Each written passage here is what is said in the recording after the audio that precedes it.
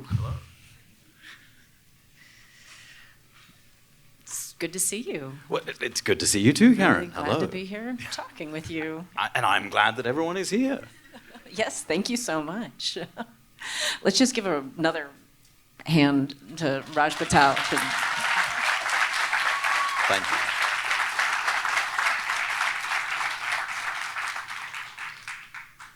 So let's get into some deep conversation. Let's do that.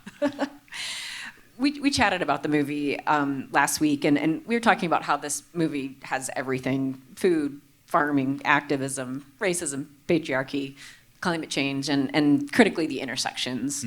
And we're going to try to get to as much as we can. But I want to start with how the movie got made. We heard it took 10 years to make. And it took 10 years because this kind of deep change doesn't happen quickly.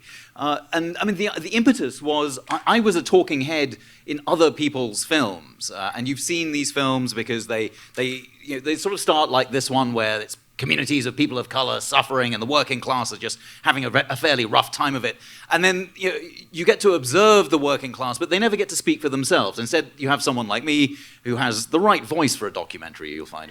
And all of a sudden I'll be saying, and yes, the working class has, the poor have it tough. And then you see more suffering, and then all of a sudden the cadence changes, and you see more, farmers markets and people buying kale and drinking out of metal straws, and toting their tote bags. And then we're told, yes, if only you buy organic produce at Walmart, everything will be better. I noticed that we've been brought to you today by Driscoll's, but you get the point, right? That we're told that as long as you buy the right things, everything will be fine. And never in that story are frontline communities ever afforded the opportunity to be allowed to show that they have a sophisticated theorizing of what's going on, and they're doing a much better job than Walmart ever will about transforming the world. So we wanted to show that story. And so here's rather than having these sort of Bob Geldorfian sort of visions of we're going to croon and then we're going to send money and it's going to be great, rather than a sort of Bob Geldof approach to saving the world, we've got a community in sub-Saharan Africa that's ended child malnutrition through their own experiments and their own science and their own activism and their own smarts, despite the government and despite the aid complex. Yeah, and the care you take with the stories you tell. I mean, I'd love to hear you talk about, how did you get to know Anita? So I went to grad school with one of the co-founders of Soils, Food and Healthy Communities. So I've been following it since 1999 and have been researching with them since the early 2000s. And that's why I knew that this was a story that was totally worth telling, because who would have believed, unless you had seen it, that there was a community that had ended hunger both by transforming the way that they farmed, plus changing the way that they ate, plus changing gender relations and ending patriarchy. I mean, if I said that, you'd be like, yeah, sure, whatever. And so you have to see it. But in order to, so I knew that this story was there to tell. And then I rocked up with Steve James, the director of Hoop Dreams. And Steve filmed some of the early scenes in this film. And we turned up and we announced that this was going to happen. I was at the front of this tent saying, hello, yes, I'm here from the left, from America, and we're going to tell your story in a way that is not exploitative. And everyone was like, yes, well done, you're here from the left, whatever that is. And then there were three women at the back of essentially the back of the tent, just sassing, throwing shade at everyone who stood up, all the village elders, and me and Steve, and the camera panned to them, and Steve's like, one of those three women is going to be the woman who tells this story. None of the sort of true believers here. You need that woman there. And then we asked all three of them, if they wouldn't mind being filmed, and Anita just sort of popped on camera. And then we became friends, and over 10 years, we worked together on this. And initially, I was going to do the voiceover, but obviously that was a bad idea, because essentially all I was doing was sort of the David Attenborough of social change. So it was like, and here we are among the Malawians, and if you're very quiet, you can hear them smashing patriarchy. And so that's that was a bad idea. But whereas when Anita does it, the sort of cadence is the language of prophets. And that's not a language I know anything about. And that's her, this is her voice and her idea and her sort of mode. And so it becomes a very different story. And she ended up directing ideas about where we should go. And the marriage abduction story was her idea, right? We went 3 or 4 times saying, "Are you sure you want this in the film?" And in the end, she was like, how many times do I have to tell you? This has to be in the film, otherwise people won't know it can end. And so, there was a lot of, getting rid of me and figuring out new ways for Anita to be present in the film. Yeah, one of the things you just said relates to like this capacity for change. Like this film, it's about conversations between farmers, but it's also for people who want to do something about climate change. And I know one of the things that I've been reflecting on since watching this movie was that the expectation or how to balance between the expectation that BIPOC and other marginalized communities do the physical, emotional, intellectual labor for us, or no, we have to do the work ourselves, but in solidarity, and that takes building our capacity for change. And can you talk a little bit about how one expands one's capacity for change? I mean, I think the idea, the answer has to be through organizing. This is not the sort of thing that one fixes on a therapist's couch. Though, I mean, to some, I will be flaying the patriarchy out of me for the rest of my life, and that's the way it should be. And some of that may indeed involve a therapist's couch. But in general, the movement work here is the sort of thing that you can't do alone. This is not, between you and your priest. This is work that happens when you come together and you hold one another to account. And the image that you've got there of Anita going to Winston's door and just sort of calling it straight, but also figuring out ways in which the end of patriarchy is, people are behaving as if patriarchy has already ended. And so actually Winston's the strange outlier in this story and in this village, because actually we're behaving as if we've already won. And now he's the weird one, and he has to figure out how to reconcile himself with this better world in which he is. He behaves like a dinosaur, and he has to behave like someone who is actually part of the community. You hear that line at the end about he's behaving as if he lives in the same village as the rest of us now, and that's what we in America have to do. I mean, we have to stop. But we're collectively Winston, and collectively we have to get with the idea that we're living in the same planet as everybody else, and we can't go around trashing it. But that's the work that we do together in movement, holding ourselves to account. And theory matters here. This isn't the sort of thing that you just sort of conjure out of thin air. I mean, it's the sort of work that luckily we have a history for, even here in Texas. We have a history of people of all races working against capitalists. The populist movement in Texas, the cowboy strike of the 1880s, 1884, 1883, 1884, the great Texas cowboy strike, about which everyone knows, was a moment of multiracial organizing in which cowboys, basically worked together against their bosses. And if cowboys can do it in Texas, anyone can. And we've got there's a long history of workers getting together, across racial divides here, led in fact by communities of people of color, and that's a message that that's important to say very loudly here at HT. Yes. So here we are in Texas, and there's another line from the film, "The change begins with denial," that feels especially relevant here in Texas. Can we talk about how that reframes the challenge of discussing climate change? I mean, yes, it feels like we're in the sort of sphincter of the beast here in Texas, doesn't it? I think that there's something really important about the way that Esther comes to this idea of change begins with denial, right? Here's a woman who organized through the 1990s in a period of extreme denialism around AIDS and HIV. So she understands that, ultimately people come around to the idea that this is something you have to take seriously, but first you have to go through denial.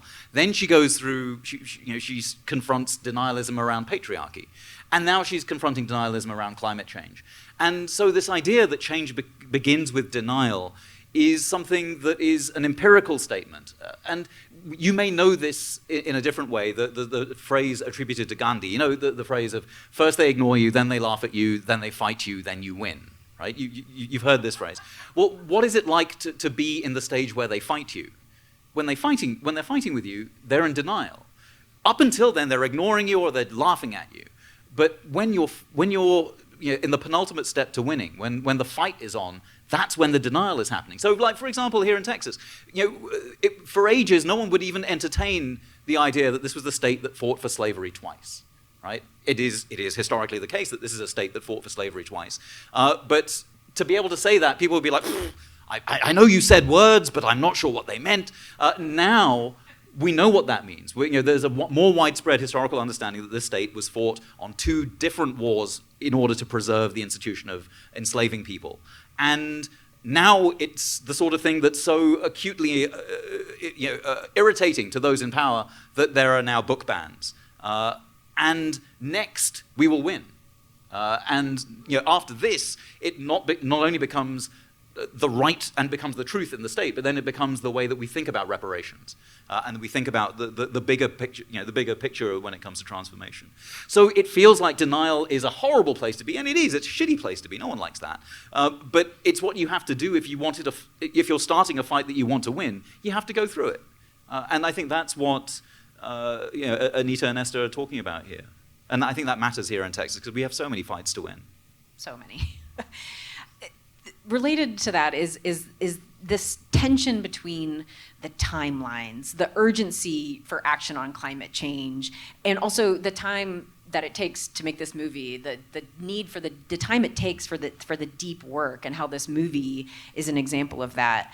Don't have a specific question here because I just want to pose to you about what your thoughts on this tension between that urgency, but also how the urgency is a symptom of white supremacy and getting past that. I mean, yes, things are urgent. It appears now because finally folk in the United States are kind of trying to take it seriously. But one can talk about the sort of fierce urgency of now, and I think that's an important kind of language to draw on right now. That there is a dignified emergency among the working class in the United States that needs to be recognized, and that's the crisis of hunger, the crisis of, in fact, climate change affected 1 in 3 Americans last year. 1 in 3 Americans lived through a climate change-related extreme weather event. And again, we don't need to dwell on that terribly long. We all lived through the Great Freeze last year.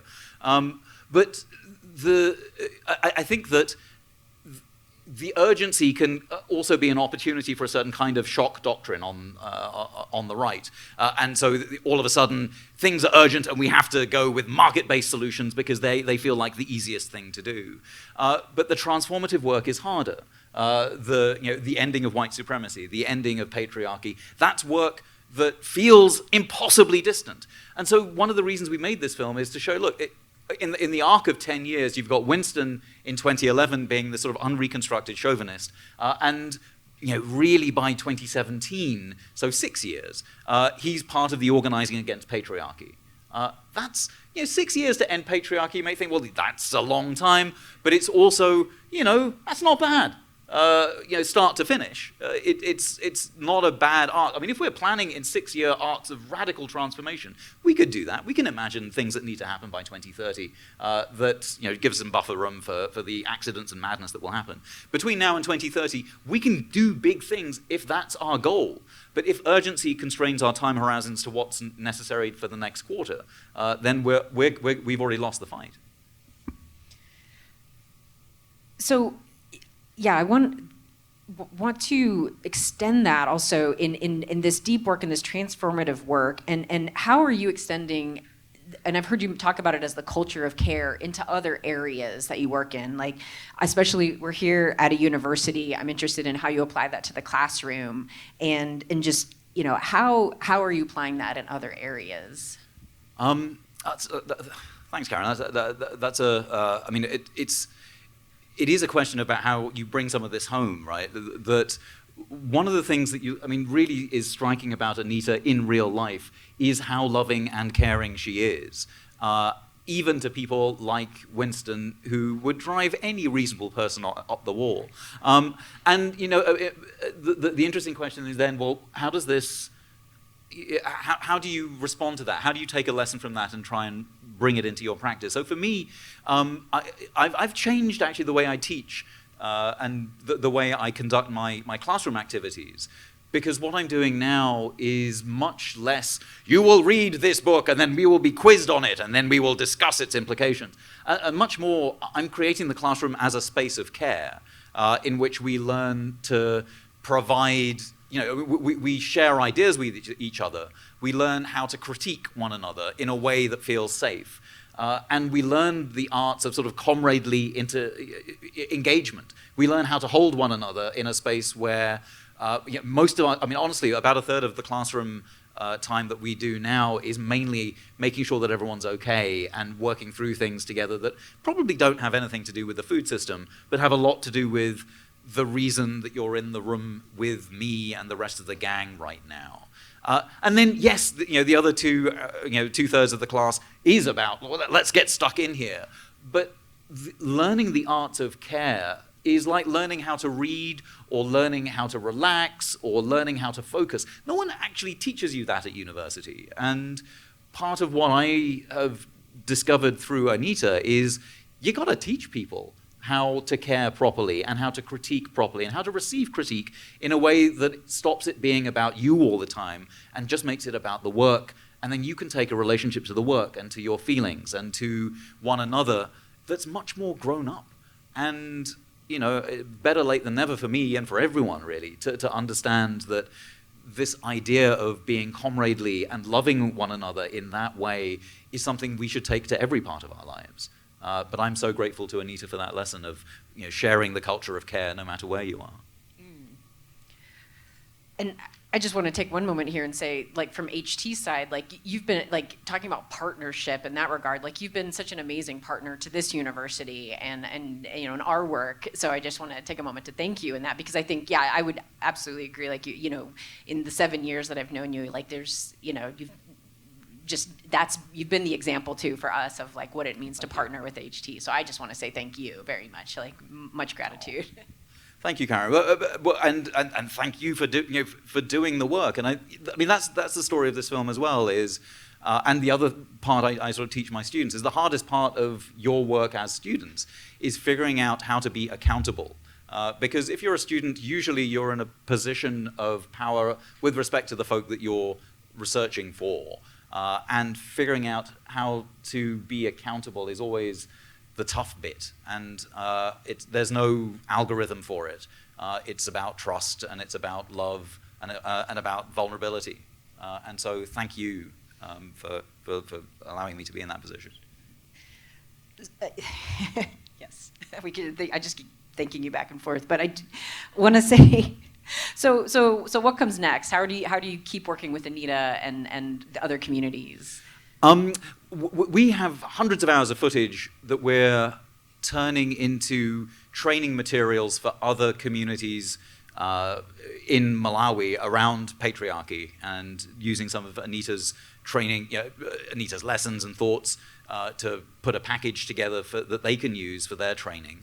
And then there are lots of stories to be told around race, class, climate change, but they're not mine to tell. So what we did for this film was fundraise so that the folk in Detroit, led by Malik Yakini, could make their own movie. And my only connection to it was I raised the money for it, and then I walked away. And that film, called Reclamation, is in conversation with this one. It will be out later on this year. It's about 20 minutes. And it's an example of community, for and by the community in Detroit, so that they can use this movie for their short film to mobilize and recruit. And so I think that's the next step for me, is to figure out how to sort of step back and fundraise so that other folk who are in the front lines can tell their stories in ways that make sense to them.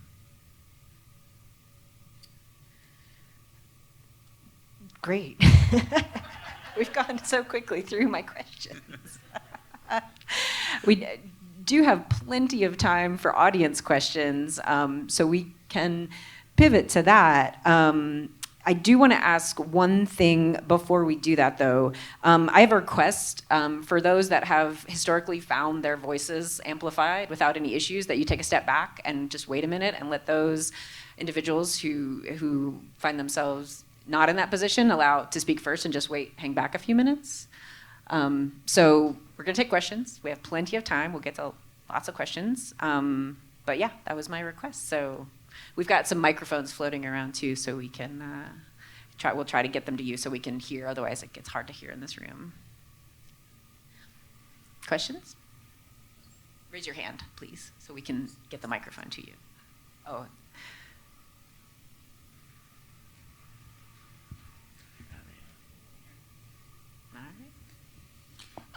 Thank you very much for the talk. Wonderful stuff. One of the things that concerns me is that climate change is driven primarily by the large populated industrial countries, and that no matter what the people in the small African communities do or the small farmers here do, if they all went organic, it wouldn't create the change that we need to see in the planet. And so I'm interested in what the work's being done to address it with large agribusinesses to make them responsible citizens on the planet. Should we take more questions? Because I'm very happy to talk revolution, but brought to you by Driscoll's. But before we do that, I'm wondering if we can maybe take a few more questions as well. Yeah. Thank you so much for sharing the work in a very deep spiritual way. And I would like to know how a group of women who are organized, Native American Mexica community, who are looking to getting inspired with these stories can access to this material, and if there is going to be any circle of conversations around this work that we can support locally. Fantastic, thank you. You want to take one more question? Sure. Oh, you're not gonna. I'm not gonna take it from you. I promise. I won't take it. Hi, Raj. Hello. The movie came out great. Thank you. I was wondering if you could talk a little bit about the role of joy in change, especially around hard conversations. Thank you. Well, let me start with that fabulous question about joy. Joy, look, I grew up on the British left, where if you were having fun, you were probably doing it wrong. So joy is important.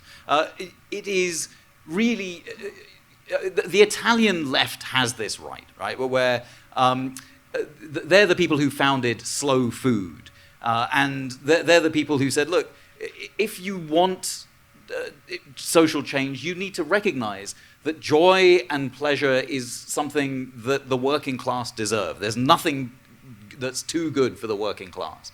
And I'm down with that. I like the idea that if you're going to recruit people to social change, you don't do it by saying, you are going to die if you don't join me, because that generally hasn't worked. Whereas if you're saying, look, here's a community in which you can feel seen, in which you can feel care and love and joy. And one of the ways of feeling joy is through food. I mean, one of the great things about the food movement is that you can recruit at every meal 3 times a day. And it makes it easy to bring new people on when you're in a circle of exchange and of care, and food plays a crucial part. Because without that feeling that you belong and that you are joyful, you're not really invested in the change. So I think joy is absolutely vital, and we forget pleasure as part of our sort of mission, and it's both something we need to use to recruit, but it is also an end in itself. It is part of what it is that we're fighting for, is for joy for everyone. So I think that that's tremendously important. Now, thinking about how to share, what sorts of venues might one experience that joy in with this film? We're creating an outreach campaign that's particularly around churches in the United States, just because that's the language and that's the mode in which Anita was urging us to go. So we're following through on that. We fundraised to have this film in a number of churches, but actually it's available for all sort of social movement groups. And if you go to antsandgrasshopper.org, you'll find a way to be able to download, or request the film for a community screening, and there's like a Bible study, and there's study guides of various kinds. So there are ways in which you can access the film as a community group and share some ideas around how it speaks to you, and maybe connect to some of the people in the film. There's a way to do that on the website. But the elephant in the room is that we are more sinning than sinned against when it comes to climate change, right? In the global north, we consume more than our fair share of fossil fuels. We have consumed more than our fair share of fossil fuels historically. And now we're like Winston again. We didn't necessarily ask to be in a position where we're burning our way through the planet, but we do it. And we have to take a relationship to that power and privilege that we didn't ask for, but we have. So in particular, it's not us that's willingly driving the destruction of the planet. It is these large corporations. And they've shown themselves to be spectacularly indifferent, at best, to the fate of the planet. I mean, you'll see a few things like BlackRock and some of these large investment firms with trillions under management saying, we want to take climate change seriously. But the models that they're using are ones that deprioritize the experiences of frontline communities, that aren't really very interested in transforming agriculture. I mean, we all know who America's largest farmer is, right? America's largest farmer is Bill Gates. He owns more farmland than any other American. And the reason that he does that is because the land is like gold with yield. It is an investment asset, right? So they're not making any more farmland. So you can park your money there and you know that it's going to appreciate in value. But you also get the rent from the farmer. And the way that the farmer on the land makes bank is not through organic farming, because you can't really make a huge living at that, and you certainly need years to transition away from industrial agriculture into organic farming. And so what do? You stick with industrial agriculture, and you stick with pesticides, you stick with fertilizers, and you stick with chemical agriculture. And all of a sudden, Bill Gates is both the sort of, well, I mean, obviously he's the villain of the anti-vax story, but he's meant to be the hero of investment advice and wisdom about how to save the planet, but he gets his billions through the destruction of the planet. So to answer your question, I mean, there are ways in which we can take certain kinds of action, say by withdrawing our pensions, if we're lucky enough to have them, or our endowments and investments here at HT, or God forbid at the University of Texas, away from fossil fuels and from companies that do this destruction. But it's going to take more than just not giving them our cash. This is going to take organizing and putting our bodies on the gears of the machine. I think direct action it's way beyond time for direct action around climate change. And in fact, it works. If you look at the communities that have been successful in sequestering or delaying 25% of America's fossil fuel extraction and burning, it has been Native American communities. Frontline communities of indigenous people in the United States have, over the past 10 years, delayed or prevented 25% of the fossil fuel burn of this country. And that's come through putting bodies on lines, whether at Standing Rock or in front of any number of pipelines in the United States. But that, more than any other policy, is the one that has worked in this country. And again, indigenous people are taking leadership there. And it would be stupid of us not to follow that effective and demonstrably proven wisdom. So I think that's how we do it. I don't think dear CEO of ExxonMobil, please will you be nicer to the planet, is going to cut it. I mean, I write to my senator, but you know who your senator is. He's both of them are not going to write back saying, yeah, you've probably got a point about fossil fuel. We probably oughtn't to drill, baby, drill. So then what do? When your democratic means are exhausted, then you actually have to engage in proper democracy, which is creating new choices on the table. You think that democracy is voting. It's not. It's not choosing between Coke and Pepsi. It's about making new choices that you then get to then get to cast your vote for. And if no one's offering you those choices, and this planet needs them, and we need them, then we have to fight for them. Sayuri, did we get into your question a little enough as well, or do you want to expand upon? Because it sounded like you want to make sure we covered a little bit talking about Indigenous women organizing. Yeah, I just want to ensure that in this movement of sharing with churches, Native American is also included.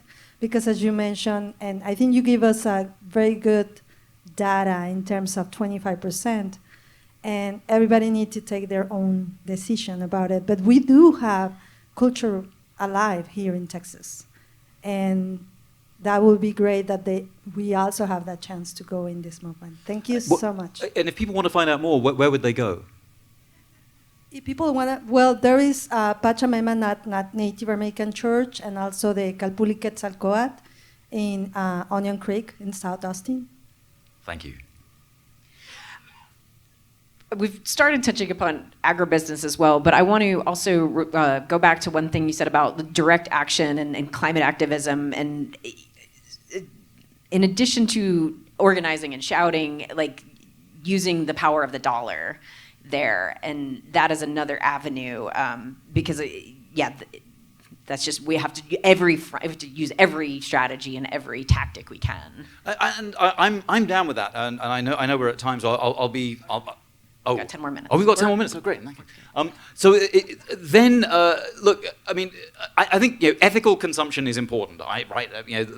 The gag is, look, I buy fair trade coffee because why? I don't want child slavery in my coffee, right? I don't want my coffee that bitter.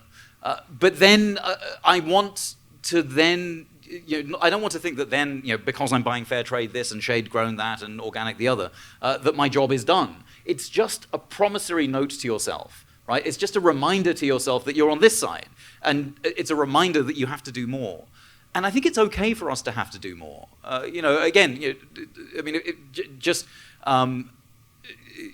To realize that we can't merely change the world by shopping, I think is actually an empowering observation, because then it reminds you that you're not just someone whose life is determined by what they put or don't put in their shopping cart. Actually, you can change the conditions of workers by supporting union activity. You can change the trajectory of the planet by joining movements that will keep fossil fuels in the ground. But all of that requires more than just not buying that stuff. It requires actual organizing and turning up and joining protests, but not just thinking that the protest, you went on a protest once and it's, the Iraq war still happened, so protests don't work. That's not how protesting and how organizing works. The protest is just the sort of visible peak of a long history of organizing and change and transformation that happens everywhere, from schools and school boards to to local government, to, God forbid, the legislature and to the federal government. But it happens all along the way and at every stage of our lives. Yes. Since I do believe we still have a little bit more time, other questions we can take? A couple more?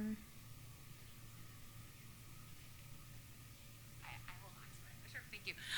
Thank you both for your Q&A here. I'm just interested in the law policy trajectory of everything we're talking about, and I'm just curious if you have any, number one, overarching policy suggestion. If you could just go to wave a magic wand over the White House, what would you urge policymakers to do now? Super easy. Oh, yeah. I mean, you want to take? No, I'll let you go first. I mean, a People's Green New Deal. I think that you need something that's big in order to match the scale of the problem. tinkering around with the Farm Bill, for example, isn't going to help because the USDA is essentially an agribusiness services department. It exists to provide support for producers, large-scale corporations that produce and distribute food products in the United States. It's not really there for small-scale farmers. It's there for consumers only insofar as it manages the SNAP entitlement, and the SNAP entitlement is really just there for the grocery business. So I think a Department of Food would be a way of reorganizing government, but that's not enough because actually in the United States, while globally food is a huge driver of climate change, in the United States, fossil fuels are much more responsible. So we actually need to tackle fossil fuels fairly directly. And that's why a People's Green New Deal that redistributes wealth to the working class, to working Americans, and does that in a way that allows Americans to transition from an unsustainable food and economic system into one that is sustainable, is a very easy to plot out set of policies. I mean, it's a big program, but it's not like we don't know what to do. We know exactly what to do. And the fact that it's hard to think about is because we haven't made it easy to think about. We're in denial about that. And the problem is we don't have long. And this gets up to your discussion, the question you raised about, well, look, if we've got 6-7 years really to sort of dial in what we need to do, how are we all going to manage this in time? And it's important to remember, look, we've already fucked it up. Sorry, I know we have children in the audience. Earmuffs. But it's a little late, sorry, parents. But I mean, we have already messed with the planet to the extent that it is broken, and it will be substantially worse for our children than it has been for us. And there is nothing we can do about that. Nothing. That it will be worse. But we can now choosing the degrees of how bad a planet we leave to our children. That's the only choice we have. The IPCC report, the International Panel on Climate Change report that happened just at the same time as Russia invaded Ukraine, so it was washed away from the front pages of the newspapers here, was pointing out quite how catastrophic things are. And we still have some policy choices to make. And there's a sort of very strange diagram at the back, but in which scientists try to make it as abundantly clear to even the most stupid policymaker that you have some choices here. You can make bad choices and we end up in hell in a handbasket. You make good choices and we're just above hell, but we're not great. And you make some fantastic choices and we're still not as good as we would have been had you made those choices 5 years ago. That's the world we're in right now.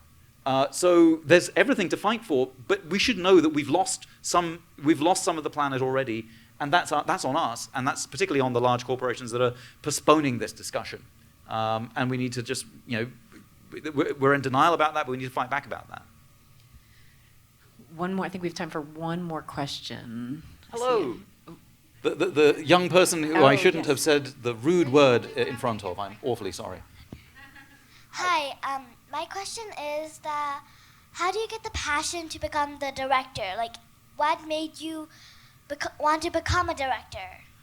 What a lovely question, and thank you so much for asking it. And again, apologies for my potty mouth. I never wanted to be a director. I never wanted to be a writer. I write books, and I made this film, but I only do it because no one else is telling the story that I think needs to be told. And so I wrote a book called Stuffed and Starved, which is about why there are 2 billion people who are food insecure, who are hungry in the world, and about that number who are technically what's known as overweight. And I didn't want to write that story. And in fact, when I first wrote it, those numbers were less, and I was hoping that if I share the story, people will understand how it is that these things happen at the same time and we can do something about it. And the same with this story. I wanted to tell the story because the things that I was seeing on TV didn't reflect anything like that. Have you seen a film about Malawi before? No, and I don't think, you raise your hands here if you have seen a documentary about Malawi before, ever. The Boy Who Changed the Wind, the Boy Who Harnessed the Wind, that thing on Netflix. So yeah, there's maybe one which actually I'm pleased that it's there, and thank you for watching it. But that's not this story here. And I really wasn't seeing that level of storytelling and also bringing it to us. And so when Anita said we should do that, in a way, my being director was just me getting enough power to get rid of it. And so that was the story here. But I never wanted to. I only wanted to do things that would help other people understand and share what I was lucky enough to see. So I don't think I'll be a director again, because because I'm hoping that when you have a story to tell, you will tell it, rather than me coming along saying, and here's this fantastic young girl, and here she is telling a story. You don't want that. You want to tell it in your own voice, and you should. And I think part of my dream is to step back so that other people have the means and the capacity to be able to tell their stories. So thank you for asking that question. Yes, and I think that is the perfect place to conclude this discussion. So thank you, and yes, thank you. Thank you all.